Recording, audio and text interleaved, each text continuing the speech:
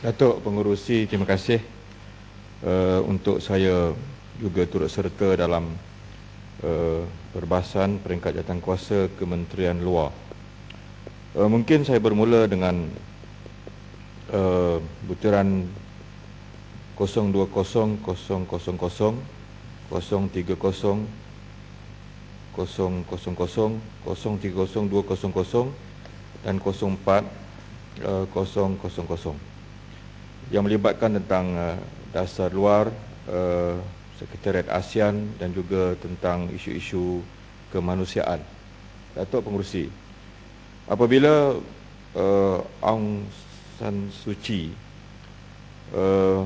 berjaya menjadi ahli parlimen dan pilihan raya diadakan di Myanmar dan juga kita mengalu-alukan perjanjian antara kerajaan Filipina dan juga Moro, saya rasa satu hari esok kalau ada lagi penulis yang menulis buku yang bertajuk The Days That Changed the World, saya rasa peristiwa ini akan termasuk dalam buku yang bakal dibaca oleh generasi kita akan datang.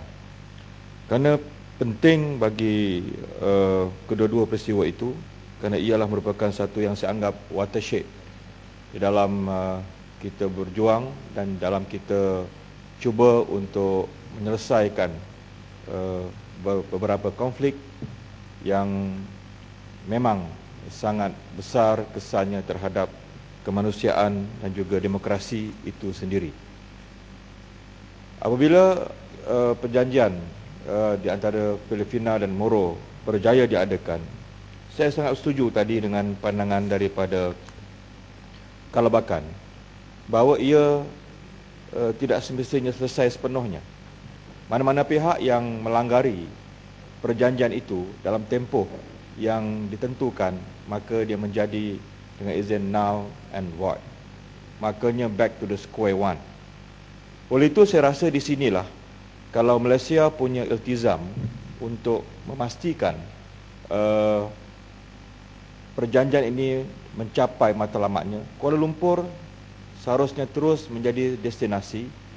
Dan bukan sekadar itu, tetapi kita boleh mencadangkan beberapa penyelesaian dalam bentuk mungkin gagasan-gagasan pandangan yang saya ingin belajar daripada contohnya isu Aceh yang juga saya rasa kita juga memainkan peranan.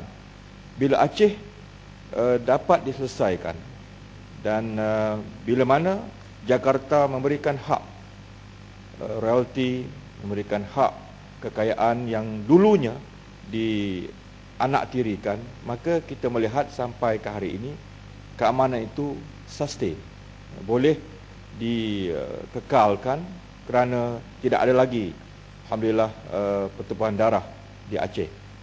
Oleh itu saya rasa dalam konteks Filipina, saya rasa penyumburan demokrasi mungkin boleh bermula dengan beberapa perbincangan ke arah mewujudkan sistem yang lebih baik di Mindanao itu sendiri.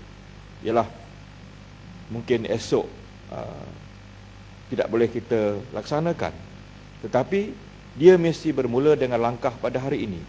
Jadi saya rasa Kuala Lumpur boleh memainkan peranan dan menjadikan benar-benar sebagai destinasi untuk kita, kalau tidak pun sehebat Oslo, kalau tidak pun sehebat Geneva, tetapi Kuala Lumpur boleh memainkan peranan, boleh menampilkan dirinya. Kerana bagi saya bukan negara kita tidak pernah melahirkan tokoh-tokoh yang penting dalam penyelesaian antarabangsa. Kita terlibat dalam isu Kongo, kita terlibat dalam isu penyelesaian di Kampuchea, perdamaian untuk menyaksikan Amerika keluar daripada Vietnam, kita ada peranan. Juga negara-negara ASEAN, kita ada Surin, Pitsuan, ya. Kita ada dulu Adam Malik daripada Indonesia. Kita ada Ghazali Syafi'i dulu daripada Malaysia yang memainkan peranan penting. Jadi saya rasa kita tak boleh meninggalkan perjanjian antara Filipina dan Moro begitu sahaja, tetapi Kuala Lumpur mesti mengambil langkah-langkah proaktif dan inovatif untuk mewujudkan pandangan-pandangan dan gagasan-gagasan supaya akhirnya besok keamanan di antara kedua belah pihak dapat diberikan suatu peluang untuk wujud di Filipina. Demikian juga Datuk Pengerusi, bila saya melihat tentang perkara-perkara yang melibatkan hubungan dua hala ini, saya ingin terus memberikan pandangan supaya isu yang tertunggak di antara kita dengan Singapura ini harus diselesaikan. Dan sebagaimana yang saya sebut dalam ucapan peringkat dasar dahulu, kita memang tidak pernah mencari pasal untuk mencari titik konflik antara kita dengan Singapura. Tetapi PM Singapura setahun yang lepas telah bercakap tentang mungkin bila sampai tahun 2060 Singapura nyatakan mungkin mereka tidak lagi bergantung sepenuhnya dengan bekalan air daripada Johor, daripada Malaysia. Kerana mereka dah ada NEWater. Mereka ada teknologi yang berimpak tinggi untuk mereka membekalkan air mereka sendiri daripada saringan air laut. Bila PM Singapura telah memulakan langkah-langkah ini, saya merasakan sebab itu perjanjian kita dengan Singapura mengenai air ini harus dikaji semula. Bukan untuk merombak. Saya tidak setuju kalau kita nak putuskan bekalan. Itu tidak betul dari segi kemanusiaan. Itu tidak betul lagi segi kita berjiran dengan negara Singapura. Tetapi bila ini telah dikemukakan oleh Lee Hsien Loong dalam ucapan dia, bermakna kita boleh memulakan. Takkanlah seharusnya kita kekal dengan harga air yang kita Singapura terus berada di upper hand, di terus menang. Kita harus menerima air yang murah.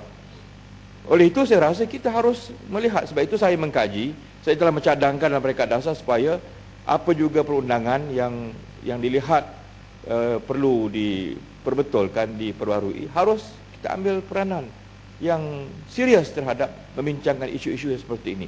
Bukan untuk kita menambah konflik, mewujudkan konflik, tetapi oleh kerana itu telah menjadi ucapan daripada PM Singapura, maka kita harus melihat air ini. Kalau mereka tidak memerlukannya sebagaimana mereka memerlukan hari ini, maka ia perlu bagi rakyat Malaysia yang ada pada hari ini. Kerana kita memerlukan air yang cukup untuk masa depan negara kita sendiri. Kemudian Datuk Pengerusi, saya ingin pergi kepada isu bagaimana kita sebenarnya sangat menyokong isu perjuangan Aung San Suu Kyi bila dia dapat menjadi ahli parlimen. Dia sekarang boleh bebas keluar negara, memberikan ucapan-ucapan. Dia telah menjadi ikon antarabangsa. Dan bila pada waktu dan ketika beliau dipenjarakan, beliau diberikan dengan segala bentuk kezaliman oleh kerajaan Myanmar, oleh junta Myanmar, saya rasa seluruh dunia berjuang untuk Aung San Suu Kyi. Seluruh dunia mendoakan dan mengharapkan beliau dapat diberikan tempat dalam negara dia sendiri. Dan kita bersyukur, dan termasuklah saya rasa negara umat Islam, kumpulan-kumpulan Islam juga sangat concern. Kita mengambil bahagian yang aktif dalam isu Myanmar ini. Dan kita sedih pada hari ini apabila berlaku pembantaian atau pembunuhan yang begitu kejam yang dikaitkan dengan agama di Myanmar. Juga saya rasa Malaysia harus mengambil suatu tindakan yang proaktif. Tak boleh macam yang dijawab semalam, simbolik-simbolik, tak boleh begitu sebenarnya. Kita harus memainkan peranan. Sebab saya rasa bukan nature-nya, bukan teras dan budaya ataupun teras agama Buddha ni dia membunuh orang. Saya tak percaya itu sebagaimana agama yang lain. Tapi kenapa mesti ada mungkin tangan-tangan tidak kelihatan yang menjadikan isu agama itu, walaupun mungkin secara empirical ada bukti-bukti kukuh, mungkin bermula dengan seorang yang dikatakan beragama Islam melakukan perogolan. Saya rasa itu bukan isu untuk kita menghadapi perang agama, menghadapi konflik agama. Kalau betul pemuda Islam itu melakukan perkara itu, saya rasa dia harus dihukum dengan undang-undang yang ada. Bukan dijadikan konflik untuk menghalalkan sebarang bentuk konflik agama.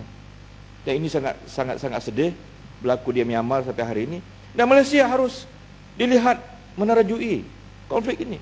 Kalau kita boleh berjaya di Aceh, kalau kita boleh berjaya di Filipina memainkan peranan, saya rasa dalam isu ini, saya rasa kita boleh mengadakan suatu perbincangan. Saya rasa kita boleh berjumpa dengan Tok Sami, ya, dengan pengamal-pengamal Buddha di sini untuk kita, kerana di Malaysia kita lihat kita boleh hidup harmoni.